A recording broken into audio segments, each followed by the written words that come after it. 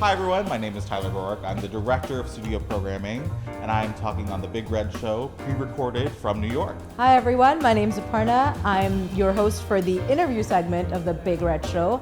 Like Amman said, we all have a lot of questions about studio. I need some answers. So let's sit down with Tyler and find out what the hell is going on. Imagine we're not here. Imagine we're not at Cornell Tech. You're like at a cool bar, Saturday night, whatever your night out is, and someone's like, "What do you do, Tyler?" What do you normally say to them? Normally for a bar, I'm not giving my last name. It's very distinctive and easily Googleable, so I don't like that. Okay. But, discreetly, last name is Rhorick. But really what I tell students, not students, they're not at the bar. No. What I tell people that I'm meeting They could be, but they could be. they're not. I'm avoiding them, no, I'm kidding. What I tell people at the bar is, if I'm doing something casual, is that I work at Cornell Tech's, which is like Cornell's New York City campus, a master's degree program, and that I help run a basically academic incubator program is the best way I've learned to describe it, but even that definition isn't complete. But what are we doing in it? What are you incubating? Yes, so in terms of what we say that we're incubating, what we're really where we actually talk to students about it, and as we get into more of the details, is that we're teaching students kind of the product development lifecycle, from how you ideate ideas to how you potentially are able to experiment and execute and validate those ideas, and how you figure out those things that are important along the journey, like product market fit, your early adoption strategy, et cetera, to see, is this something worth building, right? Is this value creating? And so really when we think about that for students, it's through an exploratory hands-on curriculum.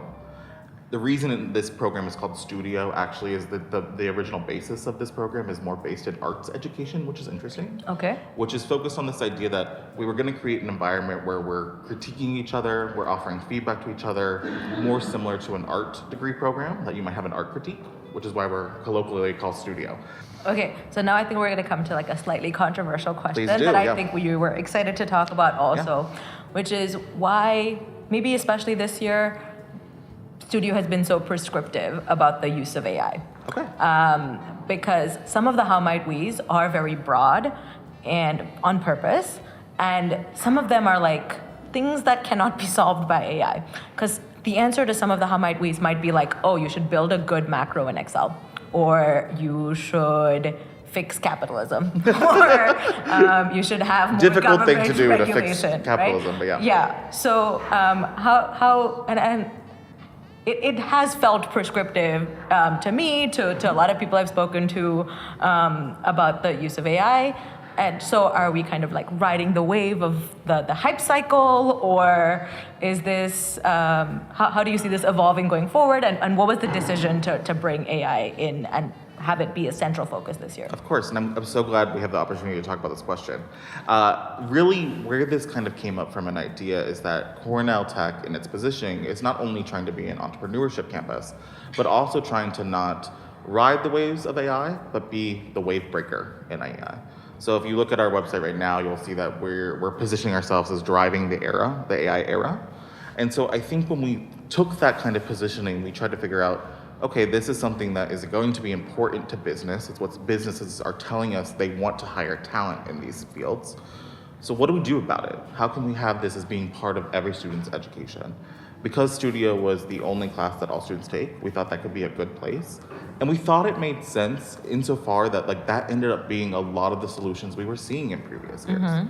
And so when we talked about framing this perspective on AI, we increased the amount that we were talking about AI this year, but it wasn't intended ever to be prescriptive. And this is something that positioning, we talk to people, and these are why conversations are important.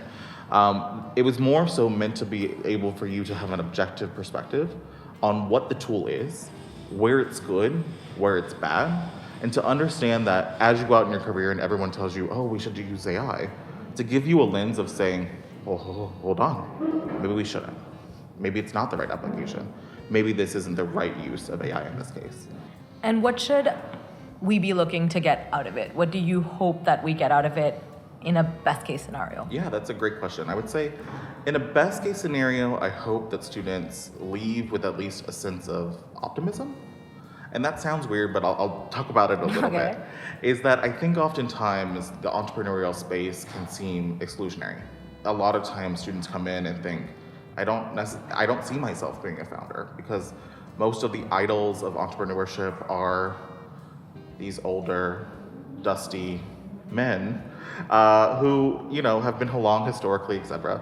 And so not everyone sees themselves in that. So I think a lot of this is around giving students the confidence to say, like, you understand entrepreneurship, and that if you want this is an option for you. And that you actually have the power, if you want to yield it, to do something to solve problems that you see in the world. So I don't necessarily, it's a necessary outcome of this program that every student leaves with a venture that is 100% going to be picked up by a VC or be the next job that they end up taking. But I do hope at the end of the day people understand this space a little bit better, and also that we're doing our part to figure out how students can see themselves in that space. So that's why I say optimism. So one of my low moments in studio was when we had to come up with 100 ideas to put into the Darwinator. I understand. That was tough. And I imagine some of them were not that good. Yep. What is the weirdest, dumbest, strangest idea you've seen? See, this is actually a weird question because I actually think it's a weird positioning. I think there are ideas that seem bizarre on paper, but there's actually, we talk about this now in this part of the curriculum, a configuration where most ideas could work as long as they're economically... Then you haven't heard the worst ones. No, but I'll push back on this, right? The reason I think that it ends up being that sometimes those simple ideas on paper sound ridiculous. If you would have told me, and this is what we do all the time, we use this as an example because it's an easy and understandable, that you're gonna call strangers on your phone to pick you up in a car you've never seen to drop you off around the city. You might have looked at that and said, that's crazy. We do it though now. And so it ends up thinking about these ideas of configurations. Some things that seem bizarre and wild, sometimes with more specificity or as a creative bouncing point, can be an interesting premise for a good idea to be born. I remember there was once a team, and this is something that, I won't say what team it was, but they had a challenge looking at basically public safety and figuring out how could we get public safety respondents more timely notifications, right? And they were looking at all the different issues that we're looking at the city. And one student had the idea, because it was a brainstorming exercise where creativity is imbued, that maybe residents would call firefighters quicker if they were only sexy firefighters. And you look at that idea and you're like, potentially silly, potentially weird. But then, from some reason, the team used that as a brainstorming leap to think about hotness, heat, etc. And they ended up coming with a pretty interesting solution that involved heat maps. And they only came to this idea, they said, because they were brave enough to put sexy firefighters on the table, which it's always great when you put sexy firefighters on a table. Yes, no. Okay. But that's just an example. So I think the biggest thing is we judge ourselves too quickly, and we think that leans into this idea of imposter syndrome, where we're on a peer group and we're looking and we're thinking and we're like, I don't want to put this silly idea down because I could be judged for having such a quote-unquote stupid idea. But really, the ethos that I genuinely believe is there are no ideas that are dumb, really, because they all have the seed of potentially becoming the best idea. I guess I'm very sympathetic to the challenges of coming up with the programming for studio, because you have in the same room people that graduated from college yesterday, Of course. and also people in their 30s who've been working for 5 to 10 years, right? How do you think through the experience for such different people? Yeah, that's a great question.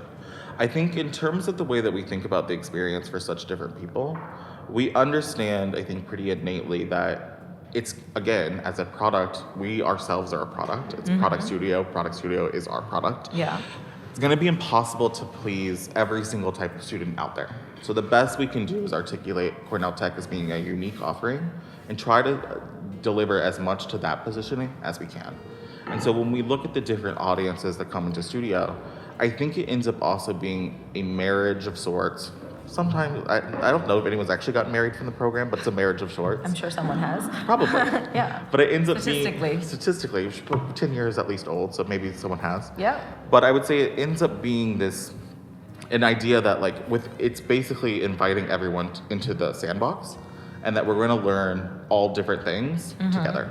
I think that when you look at the workforce as it is now, the teams that you have been distributed are not that different from some workforces at tech companies or other companies. And so I think it's important for people that maybe have 30 plus years, not 30 plus years experience. There are some people like that, but have been working for a little bit longer, to understand how they're going to work with people from younger generations. And for people from younger generations to also understand how they're going to work with people that might have experience, and how those skills can be complementary. And it ends up being really, really endearing, because every once in a while, every few years, you might get a message from one of those students sharing an update about their company, and they tell you, like, thank you, you've been so paramount in this journey for me. And then do you ask them for a 7% equity stake? Or? Never. No. That's a weird thing. Like, that's honestly the big thing. I'm more here from an education standpoint. It's never been really a goal of mine. I come from pretty humble upbringing. I grew up in Myrtle Beach, South Carolina, to two Wendy's fast food employees, first generation college student, only went to college because I got a full ride scholarship. And so when I look at all that, like, money isn't what excites me. I think money for other people is exciting because it does allow you the ability to advance your economic stake in the world and to take care of your family and all those kind of things. But I think that for me, I've gone on a journey where I realize I'm good. I don't need that much to be happy. And I get more joy out of not necessarily pursuing all these things with business, but allowing still to be a platform to allow others to see that as an option for them. And that's what makes me happy. That's what gives me purpose. And so I think I feel good about that.